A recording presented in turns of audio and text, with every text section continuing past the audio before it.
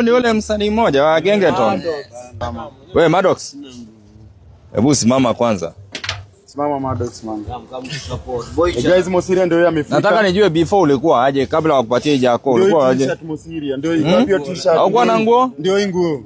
Ile jacket nimempatia. Bora hadi alikuwa amenyorewa hadi uko tunamtoa huko amenyorewa. Yo, what's up good people? It's your boy Tanash aka MCB Posy and welcome to Kenya Trending Stories TV. Kama je subscribe, watch, subscribe, comment, like and share the videos and make sure hit that notification bell kupata kila kitu yenye itakuwa ina happen. So guys, kwa wale watu wote ambao walikuwa kwa live ya Kanan jana, mtu wangu, mambo ilikuwa mbaya sana. So Kanan alikuwa anapiga mishemishe zao na watch trending, wakitembea pale ni nini kufanya mambo zao ambazo walikuwa wanazifanya za siku, mtu wangu, pale kitu saa 4 usiku hapo, mtu wangu.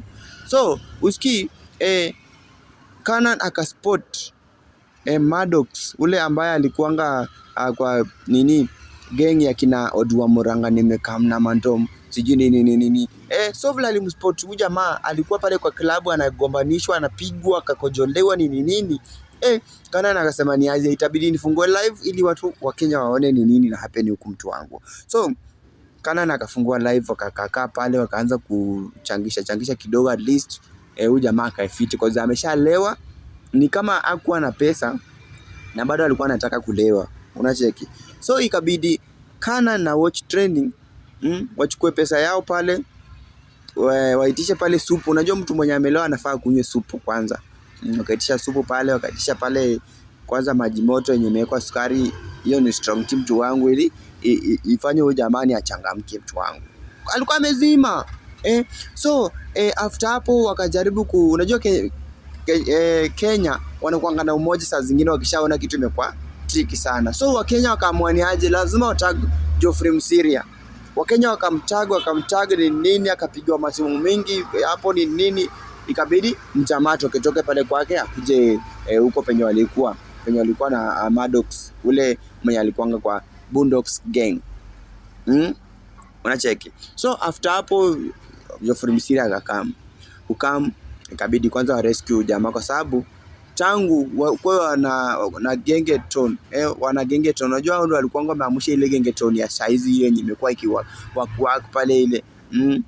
So ikabidi Geoffrey Msiria kwa umse ukamtoa street, wakapanda gari, akasema ni aje huyu jamaa lazima niende na yeye nimpeleke penye watampeleka. So Geoffrey Msiria wana support watu wenye wana story kama hizo wenye wanaishi street nini. So ikabidi jamaa achukue Maddox aende na yeye pale penye atampeleka, sijui atampeleka rehab, at least jamaa asahau mambo ya pombe kwanza, alafu ndarudi huku kwa maisha ya kawaida, azidi kuchapa life vile wengine wanachapa. Haya, so guys, nataka niwaambie kitu.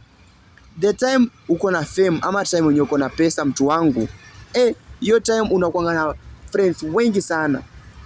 Lakini the time utakuja ukose pesa, uko umesota sasa, maybe mambo yako ijienda sawa, cause sisi ni wanadamu, mtu wangu, mambo inaendanga hivyo vizuri, tena inakuja na kataa inakupeleka mrama kidogo. So hiyo ndio time wenye utakuja ujue marafiki zako real ni kina nani, unaona. So ukiangalia mtu kama huyu Maddox, rafiki yake real hakuna, cause mimi siwezi kuwa nimekaa hapo hivyo. Najua msanii alikuwa ananisaidia, alafu niko na pesa, na msanii ako street anaumia na mimi niko hapo na pesa, lazima nimsaidie hata kama ni 1 2 3.